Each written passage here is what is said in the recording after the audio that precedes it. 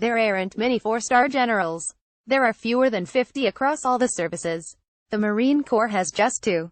Throughout our history, when distinguished general officers ventured into the world of politics, it was at the highest level, President of the United States.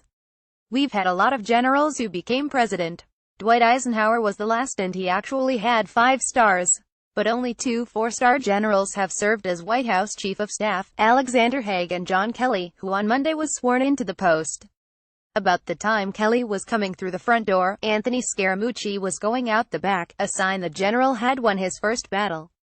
Holding the second most powerful office in the White House is pivotal but not necessarily transformational. As Robert Strauss once told the previous chief executive, "There's only one job in this town worth having, Mr. President, and you've already got it." Ultimately, it's the president who determines the course of any administration. Taking stage after a bad act is usually an advantage. Last week may have been the worst for the new administration. From the Boy Scouts speech, to transgenders in the military, to the Ryan Lizza interview, to the vote on a skinny repeal of Obamacare, things didn't go exactly as hoped. The week culminated in the resignation of Reince Priebus, marking the shortest tenure of any White House Chief of Staff. Enter John Kelly. Unlike Jen. Haig, who loved politics and even ran for president himself, although he never came up with a theme better than shake a leg for Haig, Jen. Kelly has said he has no time for this level of toxic politics. Politics is at the core of the job he's undertaken. How well he dilutes the level of toxicity may well be the measure of his success. Kelly takes his new post after a tumultuous week, even by Trump administration standards. The sharp elbows that exist in any White House have come with razor blades attached in recent days. Restoring discipline, ensuring consistent messages, controlling the calendar and access to the Oval Office, and curbing West Wing infighting will be job one for the new Chief of Staff. Those are no easy tasks, but Kelly is ideally equipped for the challenge. He brings some vital assets. First, he's liked and respected by the president. Trump loves high-ranking military brass, but Kelly stands out within that group. Trump likes loyalty and strength. Kelly personifies both. He's a Marine and a warrior. Alexander Haig got most of his stars inside the political world. John Kelly came with his. His physical stature and Marine bearing will be important, not underestimated assets in bringing a chaotic White House into order. He's not going to flinch when confronted nor blink when under pressure. He'll never appear weak. It's simply not in his DNA. Establishing command and control is in his wheelhouse. He got high marks for his tenure at the U.S. Department of Homeland Security.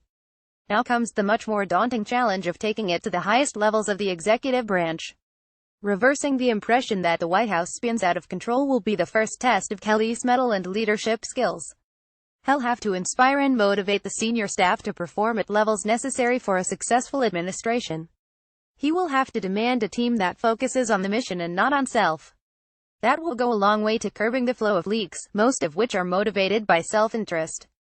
Restoring professionalism into team concept will require a reporting structure that funnels through him. Having open access to the Oval Office and a president who often responds to the last thing he's heard is an invitation to disaster. Look for Kelly to take control of that access as well as the calendar. Kelly will have to be a true gatekeeper, controlling both the flow into the Oval Office and out of the White House. That discipline, something a Marine Corps general knows a thing or two about, will produce a unified message and unified team. Replacing dissension with cooperation doesn't mean there won't be tensions. Tensions are the daily reflection of working the levers of power. Kelly doesn't need to make the eagles fly in formation. He needs to keep them from devouring each other. He should be able to do much of that by the sheer strength of his personality. The agenda must now come first. There will be more gaming out of strategies rather than instinctive action and freewheeling. An improved decision-making style will result in message cohesion and consistency. Kelly must help set the tone, develop the message and keep the entire team on that message. All of this is a cultural shift. It will take some time. It's going to be a process, not an event. There's an opportunity for a fusion of establishment Republicans, movement conservatives and populist outsiders who fueled the Trump victory. If Kelly can help bring those elements together, he'll be lauded as a hero. The elevation of John Kelly allows a fresh start for an administration just 6 months old. Restoring the order and discipline necessary to carry out the Trump agenda are well within Kelly's proven abilities. But he'll need to have the full support and imprimatur of the man with the most important job. Without the president giving him full authority to restore discipline, add structure and enhance attitude, Kelly won't be successful. With the full support of the boss, he'll be able to aggressively move the agenda and be fearless in the face of opposition. I used to think Paul Ryan opinion John Kelly is the right man to get Trump's house in order overnight. Finance officialized tax reform by November. House faces uncertain path on budget. New sanctions on Venezuelan president. GOP chair wants investigation into Cordray post 911. Military authorization plan needs fresh look. More had the toughest job in D.C. It looks like John Kelly just took the title. Charles R. Giroux is an educator, lawyer and nationally recognized expert in strategic communications.